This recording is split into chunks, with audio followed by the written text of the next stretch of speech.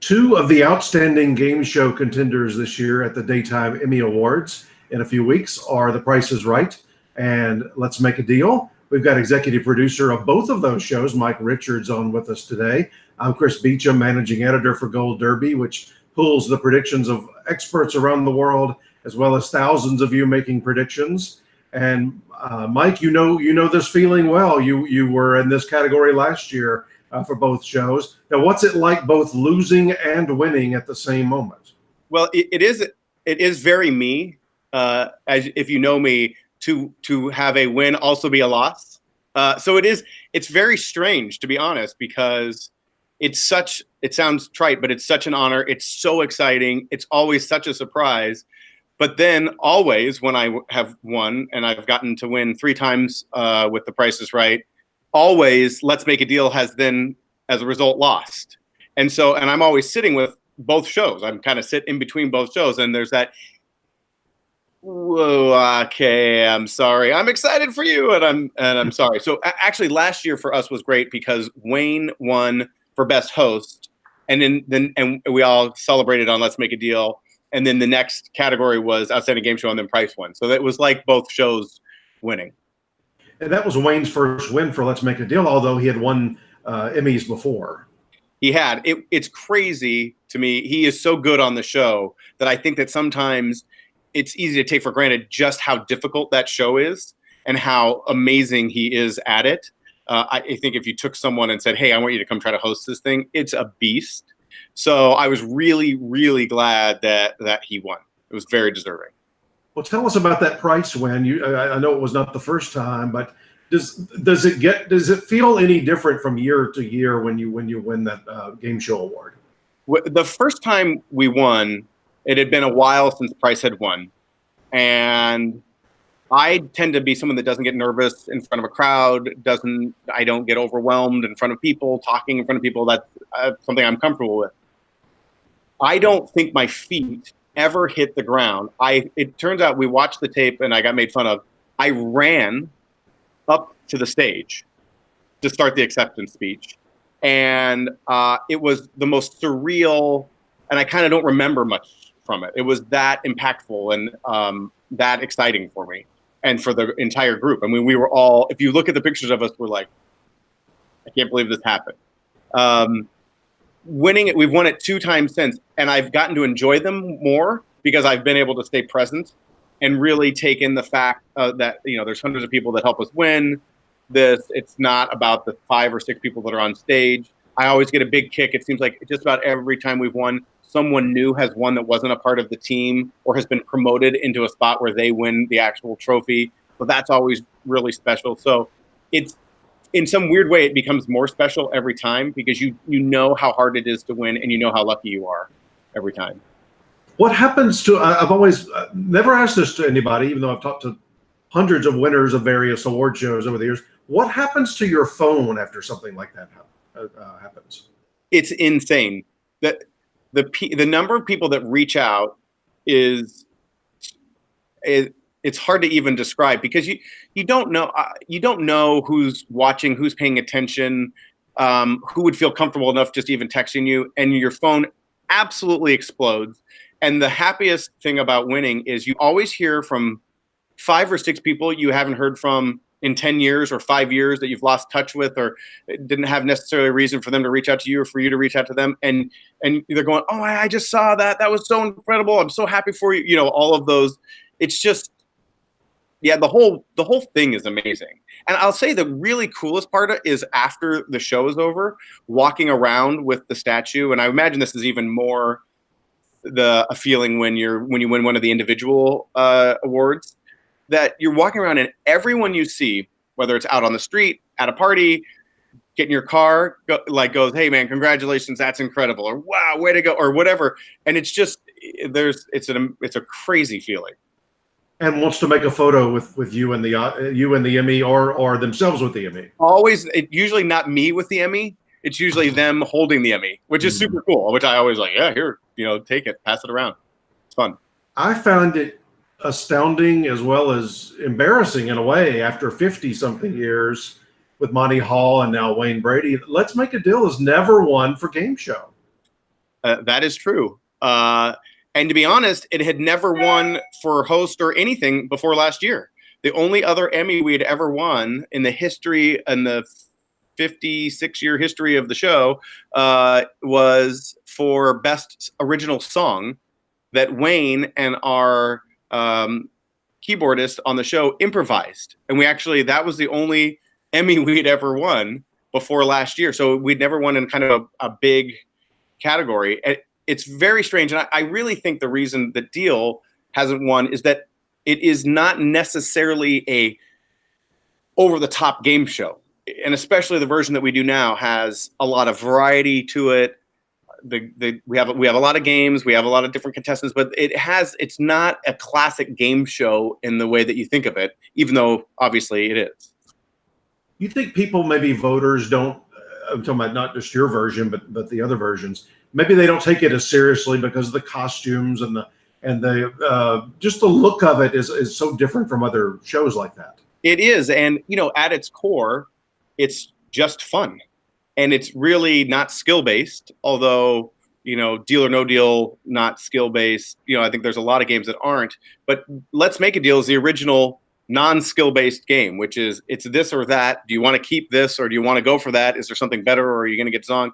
So I think at its core, it's a very simple this or that game. And I think sometimes voters, who knows, don't see that as a classic game, even though we have a ton of games. We do 175 episodes. We do an hour show. There's tons of deals, tons of prizes, tons of different games and stuff like that. But I think that's my guess anyway, because I think it's as well done as anything out there. And I definitely think that show's turn, because it's a very well done show, very well hosted, and that was evident last year.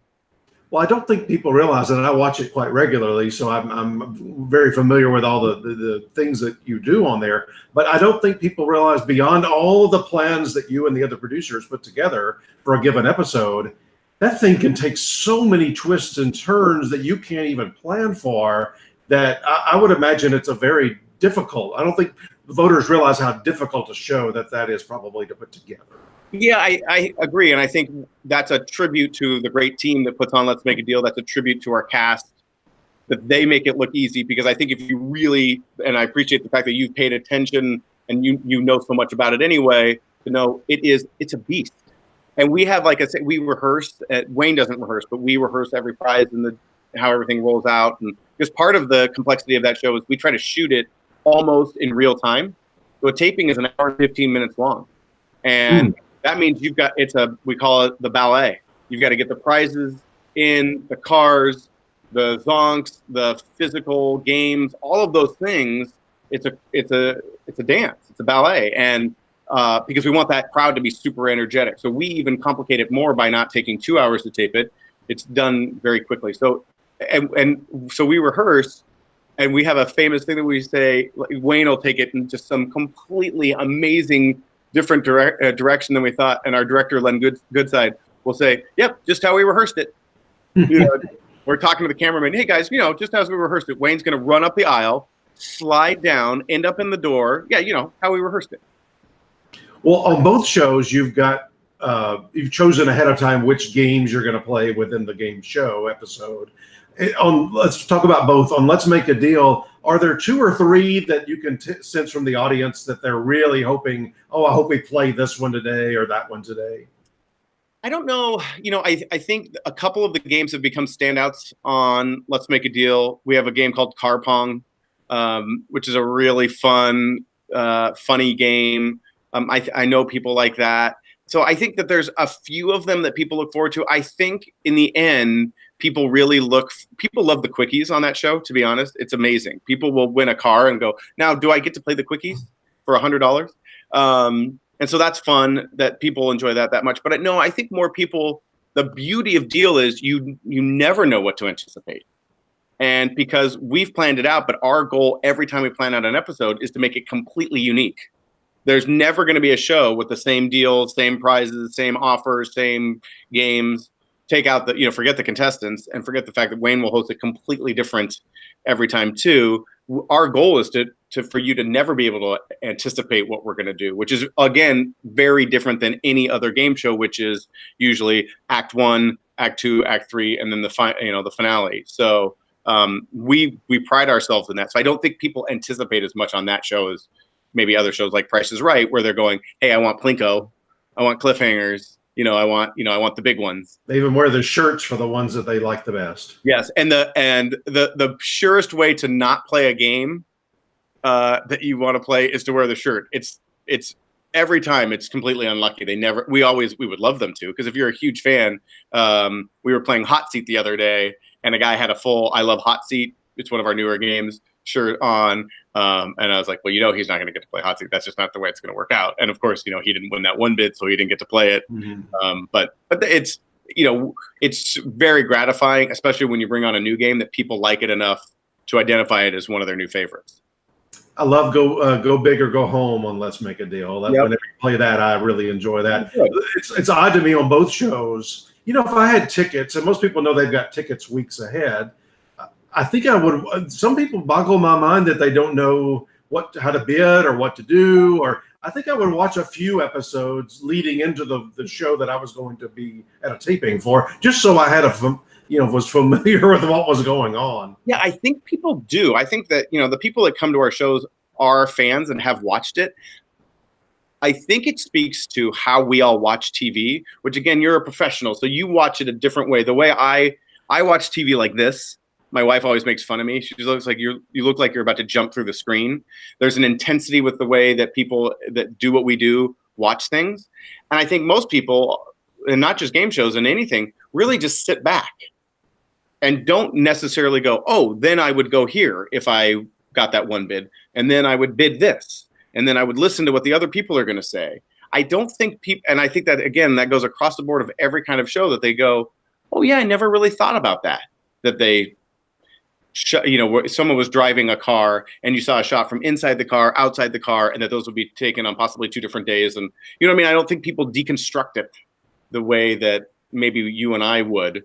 Because I think there are people that have been watching Let's Make a Deal, they watch it 4 days a week, and they get up and they go, oh, I've seen this, but they don't really know how it goes, because they are sitting back and watching it as opposed to leaning in and, absorbing it. Now, my family went to a taping on Sunday, and you were closing out the season. I think yesterday or Monday, right? Closed out the season for Monday. What is that feeling like when you are at that finish line and you've got a break for a few weeks on closing out a season on a show? Okay, this is going to sound really weird. Every time we get to and this, it's a 9-month season, 190 episodes. That we're talking about Price is Right, and I get sad every time, which is so broken, because I should be going, hey, a break, a couple months where we don't shoot, because then I go right into taping Deal in a month. So we go right into pre-production. So we're wrapping up Price is Right, and I go right into it. So it's not like I'm going to be out of the studio for very long, and I feel very lucky about that. It is the weirdest that I laughed at myself. I was like, watching the last show taping, and it went really well, and I went, man, all right. That is so weird. To be like 190 wasn't enough, like it, which is great. I mean, you have a really cool job when that's your feeling at the end of a season. Yeah, you've got a great job when you miss that when time everyone, away from everybody. Yeah, everyone else would be going, we're done, and I'm going, oh, okay, yeah. I guess we did everything we wanted to this season. It was really good. I love being here. Is the break time on either one when you have a chance to kind of group together and think about maybe a new game you want to develop, or is that when those kind of things happen? They do. We've really gotten good at using our off season to then go, how do we make the show better? And we spend a lot. Our goal on Let's Make a Deal was always, how do we make the show 20% better from the season before? As the show's gotten to be really well done, that's become harder and harder. From season 1 to season 2, we laughed, we could make it 40% better, because you just get better at it, as you would. So we definitely spend the off season really meeting and going, how do we make it better? I always try to step away, get the group to step away from it for a beat, and then come back, watch an episode together with fresh eyes, go through the calendars. What did we like this year, specials wise? What worked really well, what didn't, and then the new game planning and all of those things. But during the season, especially on Price is Right, we definitely are looking at, hey, I think we should try this. Let's improve this. And like, for instance, we just finished. We've basically mapped out the whole next season already. The calendar's done, when they're going to tape, what we're going to look for. All of those things are done. And then we'll use the off time to kind of fine tune. But it's also, I think, really important for the staff who works ridiculous hours and super hard to step away from it for a little bit so that they can come back and be like, okay, it's fresh. How do we make Price is Right even better? Yeah, we all need those days just to recover our minds and get it out of our minds for just a little while. Now, as we finish up here, as most years, several of your team members are also nominated at the Daytime Emmys, from your technical crew to your directors to I think your makeup people on Price is Right this year. Tell me about, as an executive producer, as kind of the dad of both shows, what it's like when your team members are nominated. It's it's insane because we are limited and we don't submit in a ton of categories. I think we were nominated in every category except one that we submitted in. I mean, that's insane. So I'll give you a quick story. The first time they recently added the directors category to the Daytime Emmys. They didn't. Usually the director was just considered part of the show. So if the show won Outstanding Game Show, the director also won. Well, they added that director category, which I think is great because I don't know that there's much anything in television harder than directing, especially our shows, where you never know where anyone's going to be and you make plans and then you blow them up immediately as soon as you start taping. And I was at a charity event because those awards are given out the 2 nights before the actual ceremony.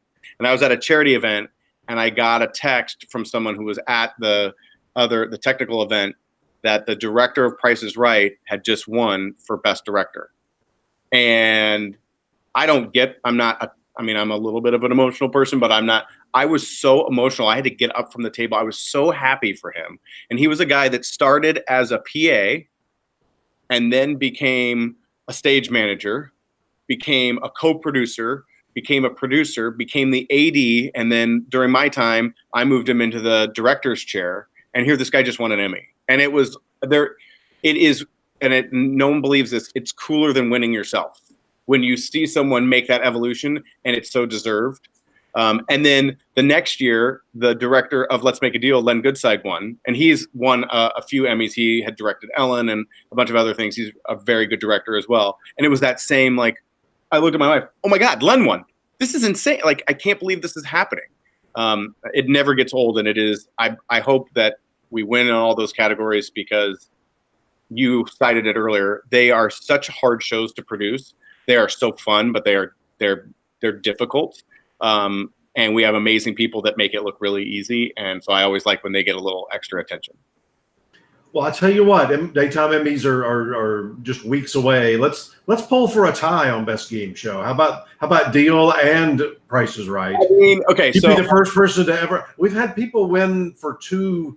I remember David E. Kelley won one year for comedy series and drama series for Ally McBeal and The Practice. Or maybe it was Picket Fences, something like that. Okay. But it was 2 different categories. But we've never had somebody tie with themselves, I don't think, in the same category. That would be. My kids asked me if that was a possibility because we always laugh that a dad won and lost. And I always say it's better than losing and losing. And in the end, we're also lucky to be nominated and ridiculous. It's so ridiculous. It's hard to not be disappointed when you don't win. And then you take a step back and you go, well, we got nominated and we have like the greatest jobs and this is really fun. But there is that moment where you're like, nobody likes to lose. So my kids asked me if that was a possibility. And I said, it is possible that they could both get the same number of votes. So that's what they cheer for every year. And we're just super lucky that both shows keep getting nominated together. I mean, I think that's like 4 years in a row where they both, because they haven't always, obviously they don't always both get nominated. There's been years where neither have been nominated. So it's insane that we're on this run where we're getting recognized at this level consistently for both shows. It's really cool. Well, good luck at the Daytime Emmys, and thank you so much for joining us today. And everybody else, as you finish watching this, hit the like button, and also look through our channels. We have all kind of playlists. And thank you for watching today as well.